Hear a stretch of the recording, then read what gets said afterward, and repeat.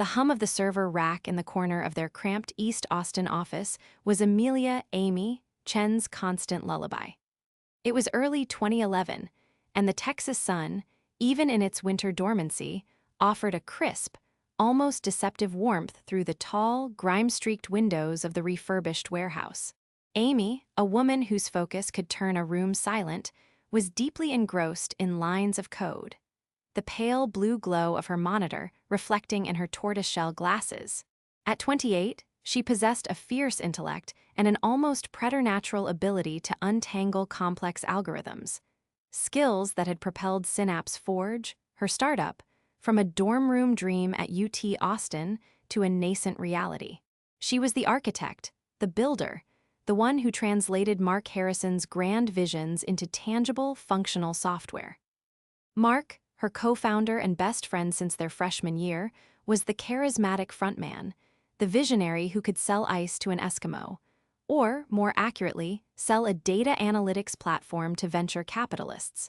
He was a Libra, always talking about balance, fairness, and the harmonious synergy of their partnership. His charm was undeniable, his enthusiasm infectious. Amy, grounded and analytical, was the perfect counterpoint to his expansive personality. Together, they were a force, a perfectly balanced equation building something truly innovative. Their platform, codenamed Aether, promised to revolutionize how businesses understood consumer behavior, predicting trends with an accuracy that felt almost clairvoyant. It was Amy's proprietary neural network architecture, refined over countless sleepless nights, that powered Aether's core. They were on the cusp of a major Series A funding round, a 9-figure valuation that would finally validate their 4 years of relentless sacrifice. Ramen noodles and cheap coffee were about to be replaced by actual salaries and a proper office. Amy could almost taste it. Her small apartment in South Austin, filled with stacks of tech books, empty coffee mugs, and a perpetually untuned guitar, was a testament to her single-minded dedication. She'd foregone social events, relationships, even regular sleep, pouring every ounce of her being into Synapse Forge. Mark, with his easy smile and network of contacts, often reminded her how much they owed each other. "We're a team, Amy," he'd say, clapping her on the shoulder. "Two halves of a whole.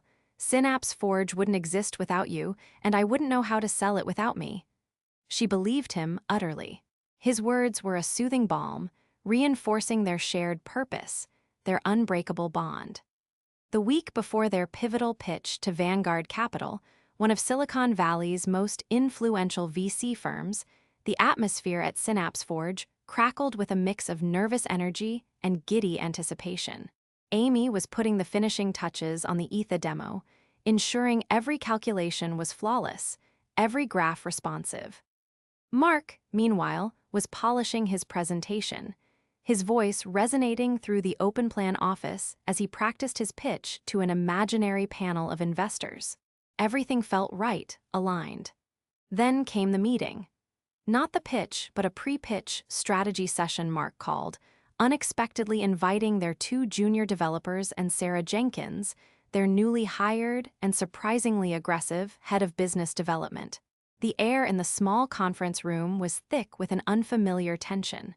Mark began, his usual jovial tone replaced by a strained formality. He spoke of scaling, of optimizing leadership for investor confidence, and of tough decisions for the greater good of Synapse Forge. Amy felt a prickle of unease. He turned to her, a practiced, regretful look on his face. "Amy," he began, his voice softening, "your technical genius is unparalleled, truly.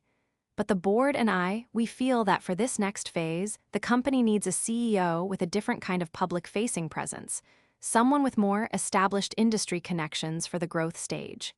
He paused, letting the words hang in the air like poison. "We've decided to bring in an interim CTO, effective immediately. And we'll be restructuring your role to Chief Innovation Officer, a highly valuable but more behind-the-scenes position. Your equity will, of course, be adjusted to reflect this new structure, as per the vesting schedule outlined in our operating agreement." Amy's blood ran cold. Interim CTO, restructured role, adjusted equity. This wasn't a suggestion, it was an execution. Her brain, usually so quick, struggled to process the words. The board, she finally managed, her voice a thin, reedy whisper. What board? Mark, we are the board, and my equity is fully vested. Mark didn't meet her eyes. There have been some developments. A small, early seed investment from Sarah's former firm just last month. It came with certain stipulations. New board members have been appointed for strategic oversight. Sarah, sitting beside Mark, offered a tight, almost predatory smile. The junior developers, pale and avoiding Amy's gaze, shuffled uncomfortably. It hit her then with the force of a physical blow. The small, early seed investment was a lie. This was a coup, orchestrated by Mark, using Sarah as an accomplice and the Phantom board as a shield. He hadn't just promised balance, he'd promised it to disarm her, to make her trust him while he meticulously plotted her downfall. He was stripping her of her title, her control, and most importantly, her ownership of the company she had poured her life into. He was balancing her right out of it. Mark, she said, her voice trembling now, you're gutting me, you're trying to take my company. He finally looked at her, and in his eyes she saw not regret, but a flicker of ruthlessness she'd never imagined. It's not your company, Amy. It's our company. And sometimes, difficult decisions have to be made for our company to survive. This is for the best, believe me. His words, once soothing, now felt like a brutal mockery of their friendship. The Libra was balancing the scales, but only in his favor. She didn't argue, didn't fight back in that moment. The betrayal was too profound, too paralyzing. She simply stood, her chair scraping loudly as she pushed it back, and walked out of the room, out of the office, out of the life she had built. The East Austin sun, now higher in the sky, seemed to mock her with its relentless warmth. The following days blurred into a haze of disbelief and crushing despair. Amy retreated to her apartment, the scent of stale coffee and unread code books a grim companion. She shut out the world, ignoring frantic calls from her bewildered parents in Houston and terse emails from Mark's lawyer about transition protocols. Her phone vibrated with LinkedIn notifications. Mark Harrison, CEO of Synapse Forge, beaming in a new headshot, announcing Aether's imminent launch and thanking the dedicated team without a single mention of her. Each notification was a fresh stab, a reminder of the public narrative he was crafting, erasing her from the story. The hum of the distant Austin traffic, usually a comforting backdrop, now sounded like a mocking drone. She cried until her eyes were raw, until there were no more tears left, only a hollow ache in her chest. She replayed every conversation, every shared laugh, every late-night coding session, searching for the telltale signs she'd missed. Mark's charm, which she'd once seen as warmth, now felt like a calculated weapon. His talks of balance were just a pretense for his own insatiable ambition. A week later, lying on her worn couch, staring at the ceiling, a different emotion began to simmer beneath the despair. Cold, righteous fury. She wasn't just hurt, she was insulted. She wasn't just betrayed, she was robbed. Mark had taken her work, her dream, and her future and presented it as his own. He thought he had won. He thought she was broken. But Mark had fundamentally misunderstood Amy. He saw her quiet nature as weakness, her focus as narrow-mindedness. He didn't understand that her meticulousness, her scientific rigor, extended beyond code. It extended to everything. She slowly began to retrace her steps. Their initial partnership agreement, drawn up quickly but thoroughly by a small firm Amy had insisted on, wasn't just a handshake deal. It contained clauses, specific language about intellectual property, originating before the company's official formation. Amy had started developing the core neural network architecture for Aether, the very heart of the platform's predictive capability, during her graduate research at UT Austin, almost a year before Synapse Forge was formally incorporated. She had copious documentation, research papers, dated Git repositories, lab notebooks with scribbled equations, email exchanges with her thesis advisor, Dr. Elias Vance. These were not company assets. They were her personal intellectual property, licensed to Synapse Forge under specific, albeit complex, terms. Mark, in his hurry to push her out, had likely overlooked the implications of these clauses, or simply assumed she wouldn't fight. She also remembered a crucial design flaw she'd intentionally introduced during the early beta phase of Aether: a kill switch mechanism, deeply embedded and well hidden, designed to protect the integrity of the data in case of a catastrophic system failure, or, as she had vaguely considered at the time, a hostile takeover. It wasn't malicious. It was a contingency, a testament to her thoroughness. Only she knew its exact parameters and trigger points. It wouldn't crash the system, but it would cripple its unique predictive capabilities, rendering it a glorified database search engine, no better than countless other tools on the market. Without Aether's secret sauce, Synapse Forge would be an emperor with no clothes. The anger solidified into a quiet, steely resolve.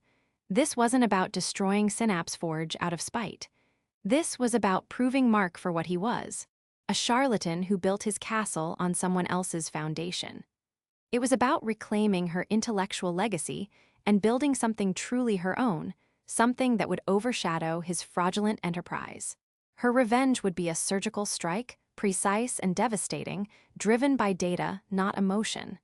She would balance him out, indeed. Amy rose from the couch, the lethargy finally gone. She cleaned her apartment, organized her workspace, and brewed a fresh pot of coffee. She pulled out old hard drives, archived emails, and scanned faded lab notebooks. She drafted a new plan, this time not for Synapse Forge, but for something entirely new. She would rebuild, not from scratch, but from her true intellectual property, unburdened by Mark's ambition. Her new venture would be called Nexus Analytics. It was time to show Mark what true balance looked like. The next few months were a blur of intense, solitary work. Amy didn't just rebuild Aether's core, she advanced it. She integrated new machine learning paradigms, optimized algorithms she'd only dreamed of perfecting while constrained by Synapse Forge's roadmap. Her apartment became her new lab, the scent of burning circuits and strong coffee replacing the old emptiness. She reconnected with Dr. Elias Vance, her former professor, a brilliant mind with a dry wit and an unshakable belief in Amy's abilities. He listened patiently to her story, his eyes narrowing when she described Mark's treachery. "Amy," he'd said, "your mind is a force of nature. Don't let a charlatan dim your light. Build something better." He offered guidance, resources, and, crucially, an introduction to a small, ethical VC firm in Houston, Everest Partners, known for backing founder-led, tech-heavy startups with strong IP. While Amy meticulously crafted Nexus Analytics, Synapse Forge, under Mark's leadership, began to show cracks. The initial hype from their Series A funding, secured on the back of Amy's original Aether demo, slowly faded.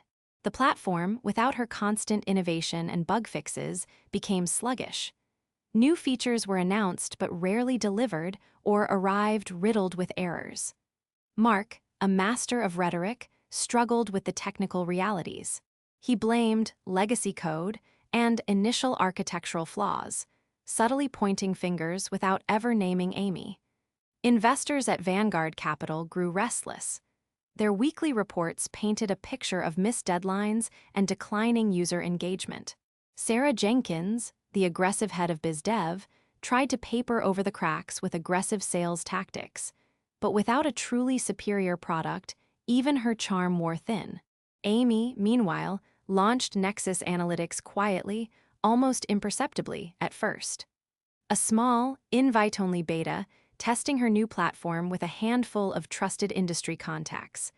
The feedback was overwhelmingly positive. Nexus Analytics was not just an improvement, it was a leap forward.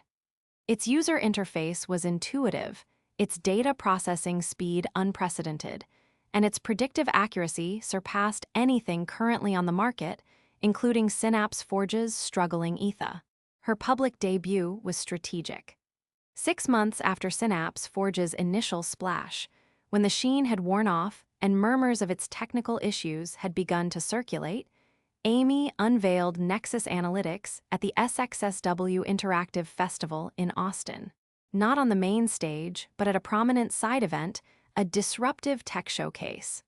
Her presentation was understated, focusing on the technology, the demonstrable results, and the ethical use of data. She never mentioned Synapse Forge or Mark directly. She didn't need to. The raw power of Nexus Analytics spoke for itself. Industry analysts, still remember Amy from her early Synapse Forge days, recognized the brilliance instantly. "It's what Aether promised to be," one reviewer wrote, but never quite delivered. The success of Nexus Analytics was undeniable, but it was also a direct threat to Mark's fragile empire. His company's stock plummeted, their Series B funding round stalled, and their lead investors at Vanguard Capital grew increasingly agitated. Mark, in a panicked attempt to stem the bleeding, lashed out. A week after SXSW, Amy received a thick, formal letter. A cease and desist order from Synapse Forge's legal team, accusing Nexus Analytics of blatant intellectual property theft, specifically of the core Aether algorithm. It was a thinly veiled attempt to intimidate her into silence, to crush her competition. This was exactly what Amy had been waiting for. She calmly forwarded the letter to her own newly retained legal team, a formidable IP firm in Dallas she had carefully vetted. Her countersuit was swift and devastating. She presented meticulously organized evidence. Her dated academic papers, her original Git repositories time-stamped years before Synapse Forge's incorporation, the detailed lab notebooks, and, crucially, the specific clauses in the original Synapse Forge operating agreement detailing her pre-existing IP.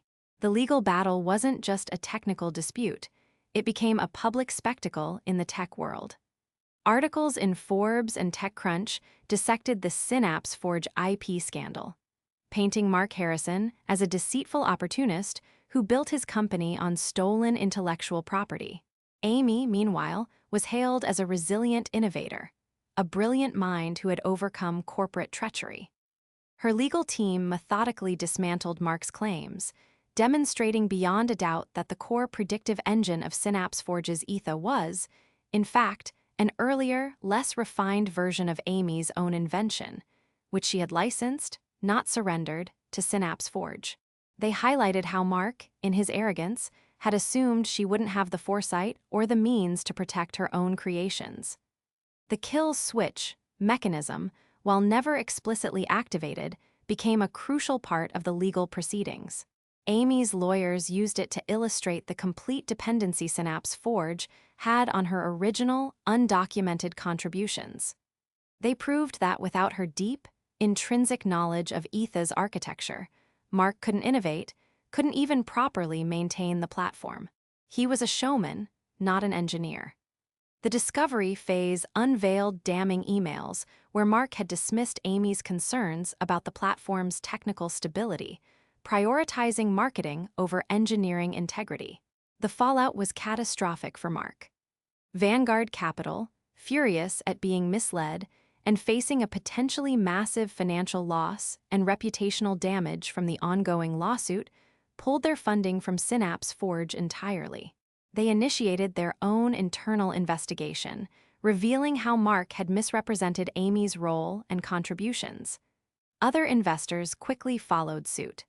Synapse Forge, starved of capital and facing insurmountable legal challenges, was forced to declare bankruptcy.